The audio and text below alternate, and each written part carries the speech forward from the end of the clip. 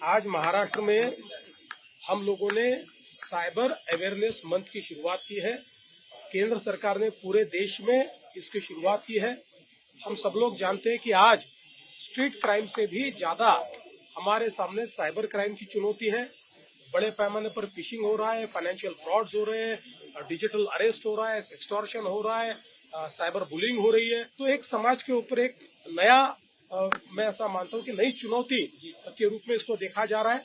महाराष्ट्र में हमने देश का सबसे अच्छा साइबर सिक्योरिटी सेंटर तैयार करके इसका मुकाबला करने की व्यवस्था तो खड़ी करी है, लेकिन उससे ज्यादा महत्वपूर्ण है कि ये क्राइम न हो, इसलिए अवेयरनेस तैयार करना। क्योंकि क्राइम होने के बाद हम आरोपी को पकड़ते भी है, तब भी जो मेंटल ट्रॉमा है उसको रिवर्स नहीं किया जा सकता। इसलिए हम लोग यह प्रयास कर रहे हैं कि बहुत बड़ा अवेयरनेस कैंपेन हम लोग खड़ा करें, और विशेष रूप से जो हमारे स्कूल से हमारे जो विद्यार्थी है इनमें भी अवेयरनेस तैयार करने का हम प्रयास कर रहे हैं। सर, राहुल गांधी का उल्लेख किया, कुमार ने रिक्वेस्ट किया कि क्लास में लेक्चर्स में बच्चों को पढ़ाया जाए, 7th, 8th, 9th, 10th के बच्चों को लेक्चर में। ऐसा है, मैंने इसीलिए कहा कि अब हम लोग स्टूडेंट्स को भी टारगेट करके उनमें अवेयरनेस तैयार करेंगे। राहुल गांधी कोलंबिया में एक बार फिर देश की बदनामी करने लग रहा है, जिस प्रकार से उन्होंने कहा कि देश की लोकतंत्र खतरे में, विदेश में जाके। देखिए, राहुल गांधी इनको भारत के संविधान की ताकत पर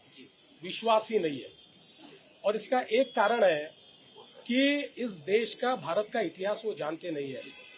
उनकी दादी श्रीमती इंदिरा जी ने इमरजेंसी लगाकर भारत के संविधान को बदलकर भारत के अंदर एकाधिकार शाही लाने का प्रयास कर देख लिया। भारत की जनता ने उनको उलट दिया। ये भारत का लोकतंत्र है, ये डॉक्टर बाबा साहेब आम्बेडकर जी ने दिया हुआ लोकतंत्र है। ये किसी के बाप में ताकत नहीं है कि इस लोकतंत्र को वो कमजोर करके दिखाए।